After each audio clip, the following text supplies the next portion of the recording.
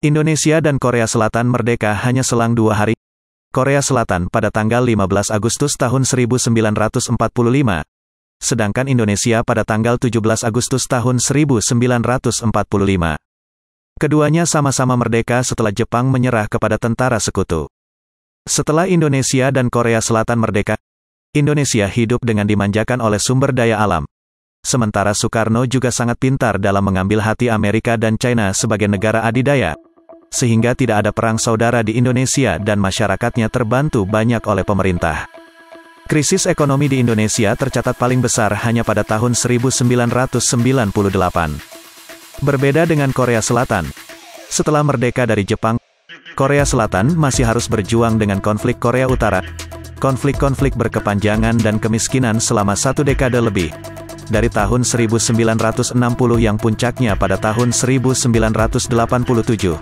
Ditambah lagi pemerintahnya terus-menerus didemo mahasiswa.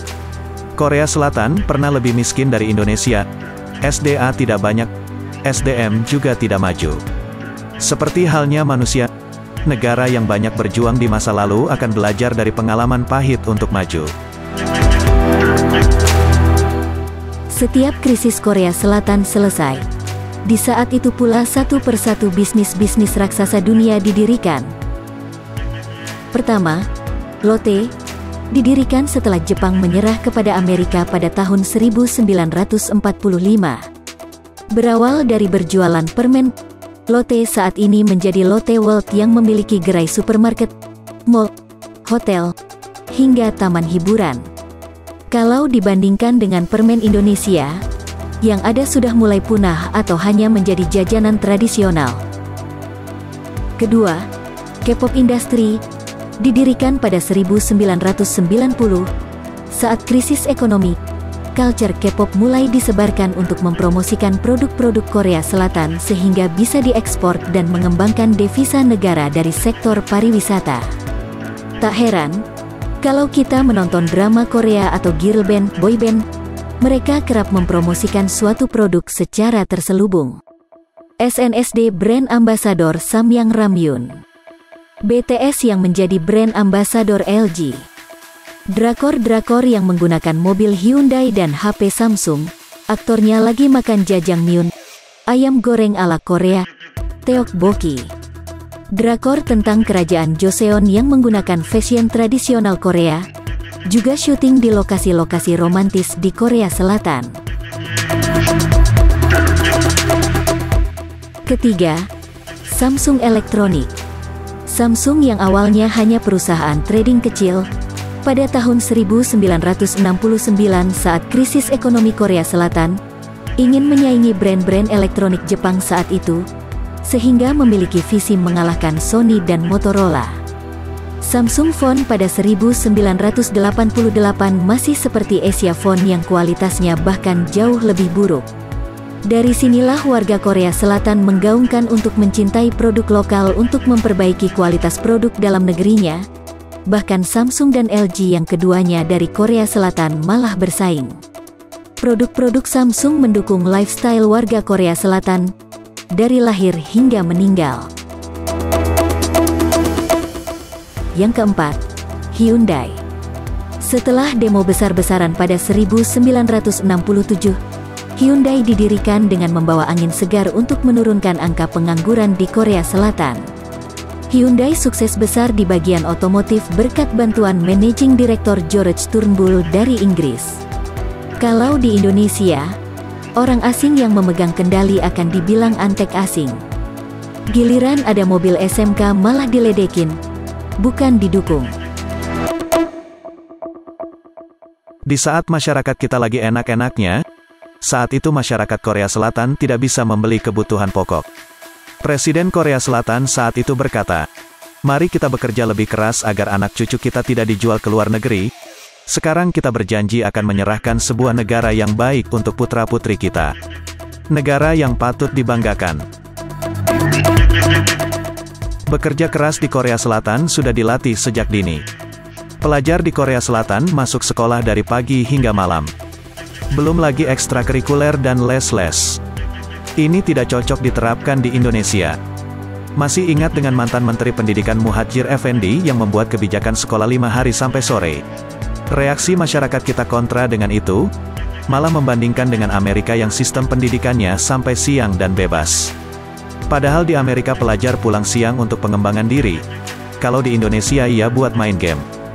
Korea Selatan juga pernah menjadi tuan rumah ajang olahraga terbesar dunia yaitu Olimpik tahun 1988. Disinilah budaya dan brand Korea Selatan semakin disebarkan ke dunia bahwa Korea Selatan juga mampu berkembang di bidang transportasi, teknologi, otomotif, ekonomi, pariwisata, budaya, kuliner, dan lain-lain. Sehingga banyak investor yang tertarik. Indonesia juga sebenarnya sudah mulai berani, seperti di ajang Asian Games. Sayangnya di segala sektor kita masih amburadul. Waktu Asian Games, beberapa atlet luar negeri heran melihat mall kita kebanyakan produk luar negeri, mulai dari fashion hingga kuliner. Transportasinya pun masih susah kemana-mana. Ketika itu MRT belum rampung di Jakarta. Belum lagi masuk ke tempat pariwisata Indonesia untuk bule bayarnya 2-10 kali lipat. Percayalah, Korea Selatan lebih unggul daripada Indonesia karena beberapa hal. Masa lalu mereka lebih kelam dari kita. Sehingga untuk membuat perubahan, masyarakatnya mau. Masyarakat kita masih takut akan perubahan karena dari dulu sudah nyaman. Mencintai produk sendiri. Meskipun produk Jepang, China, atau Amerika lebih unggul. Sementara di Indonesia, meskipun hashtag cintailah produk Indonesia sering digaungkan, tetap saja bangga menggunakan produk luar, apalagi kalau mahal. Bangga dengan negaranya. Meskipun kasus bully dan bunuh dirinya tinggi, namun mereka jarang mengungkit hal-hal buruk ke media. Berbeda dengan netizen kita yang kerap kali make-up berita-berita buruk di negeri sendiri. Padahal banyak juga berita positif tentang negara kita. Berita buruk lebih menarik daripada berita baik. Giat bekerja dan belajar. Salah satu alasan investor tidak tertarik untuk berinvestasi ke Indonesia, salah satunya karena masyarakat kita pemalas tapi mau hidup enak. Tetapi ini bukan berarti Indonesia tidak bisa lebih maju. Banyak hal yang sebenarnya pemerintah kita sedang menuju ke sana seperti infrastruktur dan pemindahan ibu kota untuk Indonesia sentris. Transportasi, mulai dari MRT, pesawat yang menjangkau daerah-daerah. Penyanyi lokal yang terjun ke Amerika, Rich Brian dan Agnes Mo. Anggun, Krisdayanti, BCL, Syahrini terkenal di luar negeri. Band-band lokal juga terkenal di Malaysia. Dangdut Indonesia terkenal di Thailand. Ekonomi seperti Gerakan 1000 Startup Indonesia, Gerakan Support Small Business. Fashion dan culture seperti batik dan gamelan yang mulai dikenal luar negeri. Kuliner yang go internasional seperti restoran Sari Ratu, Ayam Penyet Ria, Jeko, Indomie, mie sedap, Kopiko, Tolak Angin, Kara, Nutrisari, Kacang Dua Kelinci, dan lain-lain. Banyak hal baik di tanah air yang bisa kita banggakan. Hanya saja tertutupi oleh berita-berita negatif dan politik. Kita hanya perlu mendukung kemajuan ini, agar Indonesia semakin dikenal dan rasa cinta kita terhadap negeri ini mulai tertanam. Mari kita bersama-sama mulai belajar dari keterpurukan Korea Selatan tanpa harus terpuruk. Dan itu dimulai dari diri kita sendiri.